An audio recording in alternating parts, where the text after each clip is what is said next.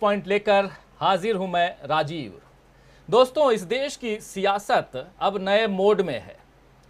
अब अपनी पकड़ मजबूत करने के लिए जनता के समर्थन से ज़्यादा ज़रूरी है कि आप कितने चालबाज हैं, यानी आप जो है चालबाजियों का फंदा काम आता है सियासत में। और ये बात आज की तारीख में बीजेपी बार बार साबित कर रही है।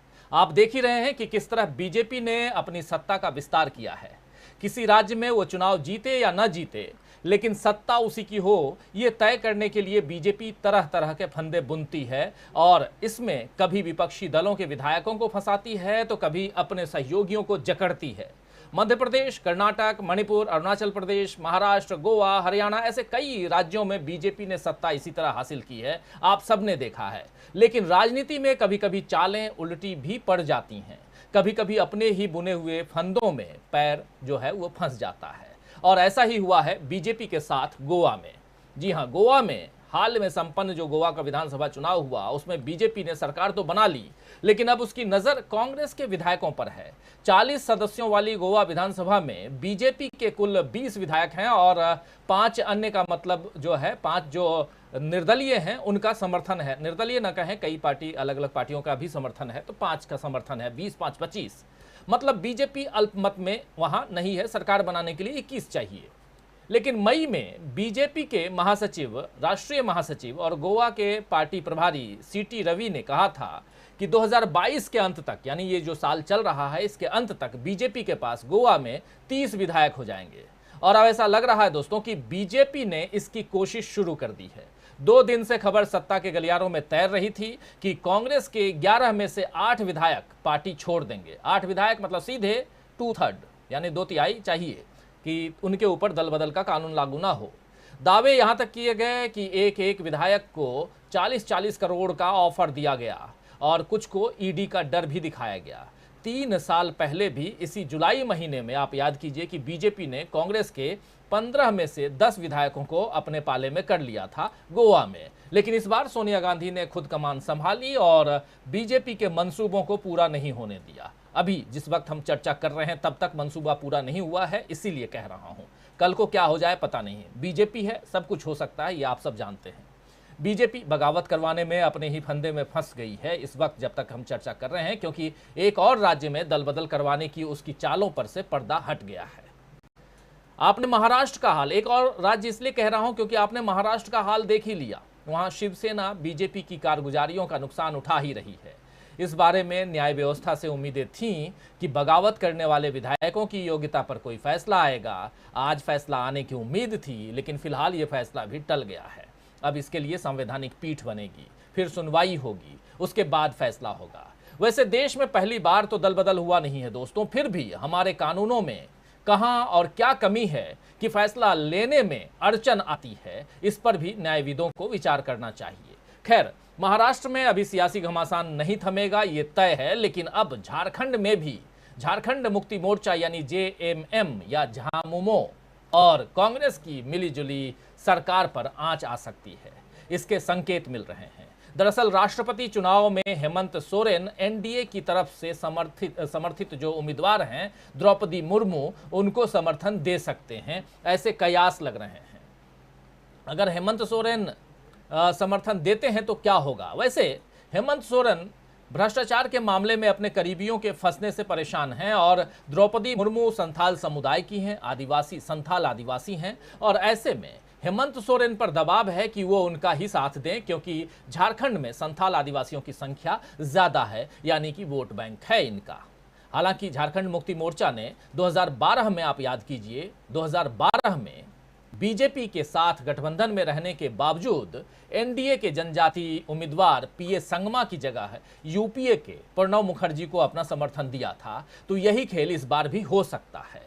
अगर हेमंत सोरेन एनडीए के साथ गए तो फिर झारखंड में भी आप मान लीजिए कि बीजेपी पैर जमाने का मौका बीजेपी को मिल जाएगा और वो कुछ ना कुछ करेगी। और लगातार झारखंड को लेकर के चर्चा चल रही है। खासकर कयास यही लगाए जा रहे हैं कि हेमंत सोरेन जो हैं वो साथ दे सकते हैं द्रौपदी मुर्मू का, और यहीं से शुरुआत होगी एनडीए की तरफ बढ़ते उनके कदम का और कांग्रेस के हाथ से एक राज्य की सत्ता जाने का, जैसे महाराष्ट्र में हमने देखा। इधर तमिलनाडु चलें तो तमिलनाडु में भी उसकी सहयोगी एआईडीएमके,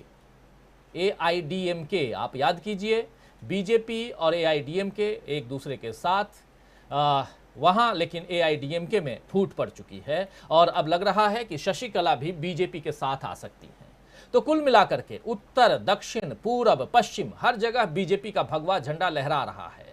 लेकिन क्या इससे लोकतंत्र का झंडा बुलंद रह पाएगा? बिना सशक्त विपक्ष या क्षेत्रीय दलों के क्या लोकतंत्र सशक्त हो पाएगा?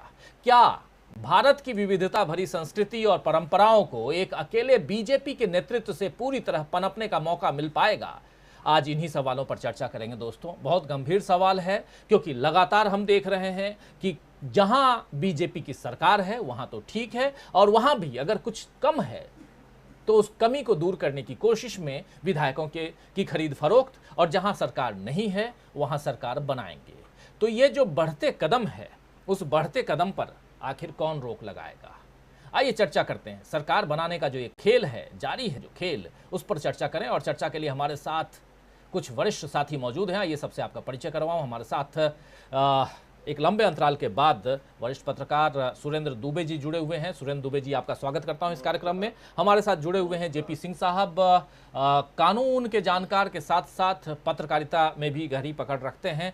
जेपी सिंह साहब, आपका भी स्वागत है इस कार्यक्रम में। मीनू जैन जी से आप सब परिचित हैं, और मीनू जी पत्रकारिता के साथ साथ कांग्रेस को बहुत नज़दीक से देखती हैं, समझती हैं, और कांग्रेस क्या कुछ कर रही है, इसीलिए इनको स्पेशली इस कार्यक्रम में बुलाया गया है, आमंत्रित किया गया है कि जरा कांग्रेस के व्यू ऑफ पॉइंट और खासकर गोवा में जो कुछ हो रहा है, और क्योंकि गोवा और इधर झारखंड की बात करें तो दोनों तरफ दांव पर कांग्रेस, तो ये समझेंगे। मीनू जी से आपका स्वागत करता हूं मीनू जी। और साथ में अमलेंदु उपाध्याय जी, हमारे साथी ऑनलाइन एडिटर। अमलेंदु जी, आपका भी स्वागत है। एक साथी और थोड़ी देर बाद जुड़ेंगे, उनसे भी आप सबका परिचय करवाऊंगा।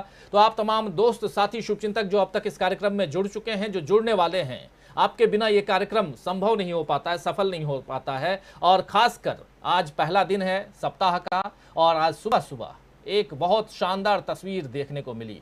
सेंट्रल विस्टा आप सब अच्छी तरह से जानते हैं, खूब चर्चा में है। 975 करोड़ रुपए का बजट टाटा प्रोजेक्ट्स को दिया गया, और अब वो 1200 करोड़ रुपए का हो चुका है। आगे कितने 100 करोड़ रुपए और बढ़ेंगे ये तो आने वाला वक्त बताएगा। लेकिन वहां अशोक स्तंभ 9.5 टन का, ये तस्वीर देखिए, ये विजुअल देखिए, क्या शानदार तस्वीर है।